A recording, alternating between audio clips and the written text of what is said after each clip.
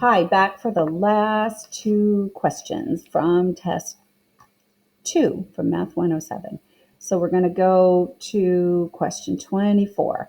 So question 24 says, sorry, let me get to it. There we go. Okay, from past records, a doctor finds that 30% of his patients have no insurance. So 30% have no insurance. That's considered a success. During a 2-hour period, one day he sees 5 patients. So number of trials N is 5.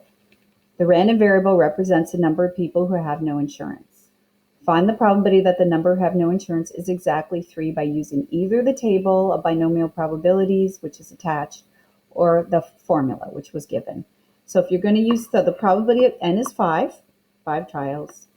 Probability of success, 30%, 0.30. Probability of failure, 1 minus 30%, or 1 minus 0.30, which gives you 0.70, or 70%. And the number of successes, it says exactly 3 people have no insurance. So 3 successes for X. Again, not a success in life, but in the problem. So if you're going to use the table, you need N, which is 5, number of trials. X is 3, number of successes. Probability of success, 0.30 P. And so we're going to go to the table. Let me grab the table here. And we're going to use the table here. And so we're going to go to N is 5 here. Within the next column is X, which is 3. And we're going to look up and we're going to follow until you're under P is 0.30. So N is 5, X is 3 successes, 5 trials, probability of success 0.30. And you can read that right here above my pen, 0.132. So that's how you get it from the table, 0.132 here. If you want to use the formula, which was given, not sure if anybody did, but if you want to use the formula, N is 5, trials, 3 successes, X is 3, probability of success 0.30, P, probability of failure 0.70, Q. Here's the formula, NCX times P to the X times Q to the N minus X. So X is 3, probability of 3 successes. NCX, 5, C3, X is N is 5, X is 3. Combination. Times P 0.30 to the X 3 times Q 0.70 to the 5 minus 3, which is 2. 3 successes, 2 failures, and 5 trials. So putting that in your calculator, 5C3 is 10. 0.30 to the third is 0.0027. 0.70 to the second is 0.049. If you multiply that together, you get 0.1323. Rounding to 3 decimal places, as we do with probability, you get 0.132. Same answer we got from the table. The other version of question 24, because there were 2 versions, says from past records, a teacher finds that 25% of her students attend tutoring sessions. So that's considered a success, 25% who attend tutoring. Attending tutoring is a success. She checks the record of 6 students, so N is 6 trials, to see if they attend tutoring. The random variable represents the number of students who attend tutoring. Find the probability that the number who attend tutoring is exactly 2, so X is 2 successes by either using the table, which was given, or the formula, which was given. So for the table, and the probability of success P is 0.25, 25% attend tutoring. Probability of failure Q, 1 minus 0.25, which is 0.75, or 75% failure. So for the table, you need N, which is 6 trials. X is 2 successes. P, probability of success, 0.25. So going to the table, we're doing N is 6. N is 6. And within N is 6, we're going to do X is 2 successes. And we're going to follow until we're under P is 0.25, right here above my pen. So N is 6. X is 2, follow until you're under P, up above is 0.25. Probability of success is 0.297, above my pen right there. So there's my answer, 0.297 from the table. If you want to use the formula to get the same answer, for number 24, we're going to use N is 6 trials. X is 2 successes and 6 trials. Probability of success, 0.25.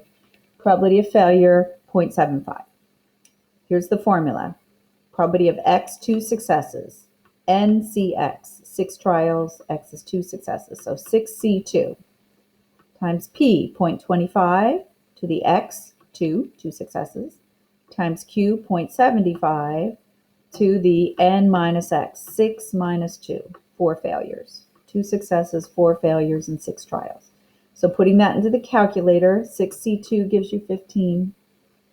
0.25 squared gives you 0.0625. 0.75 to the fourth is about 0.31641 something. I rounded a little bit. Multiplying all this together, you get 0.2966 something. Again, rounding to 3 decimal places as is customary for probability. You get 0.297. Same answer we got from the table. So either way was fine for that one. Okay, last question. So in question 25, 2 versions. One of the versions says, from past records, a teacher finds that 25% of her students attend tutoring sessions. She checks the records of 6 students to see if they attended tutoring sessions. The random variable represents the number of students who attended tutoring sessions. Find the probability that the number who attended tutoring is at least 3 using either the table of binomial probabilities or the formula. So I use the table. You could use the formula, but you'd have to do a lot of calculating if you use the formula. So at least 3. So we have 25% attend tutoring. A success is attending tutoring. 6 trials and possible number of successes 0 through 6, although we want at least 3. Probability of success 25%. P. Probability of failure 1 minus 0.25, which is 0.75, 75%.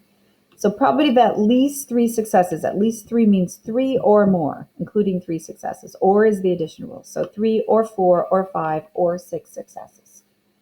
And so we're going to add, or is the addition rule. So we're going to go to the table. At least 3 successes. N is 6 here. X is 3 or more. So we'll start with X is 3. And the probability of success in this one was 0.25. So we're going to follow until we're under 0.25. So 0.132 is the probability of 3 successes.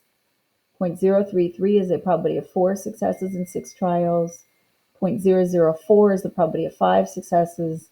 6 successes, 0.000, which I cut that off. It didn't show up in the table, but I put a note that it didn't matter because that was 0. So if I take those numbers, probability of 3, 4, 5, and 6 successes, or 6 successes, again, getting them from here, 3, 4, 5, or 6 successes, adding those up, I get my answer of 0.169. Now, you could calculate the formula for 3 successes, 4, 5, 6, and add them all together using the formula 4 times. Takes a lot more time, but you could do it and get the same answer. I think I'd recommend using the table since the test was timed. And the last version of question 25 was, from past records, a doctor finds that 30% of his patients have no insurance, so that's considered a success. Having no insurance, which again is not a success in life, but that's how it is in the problem.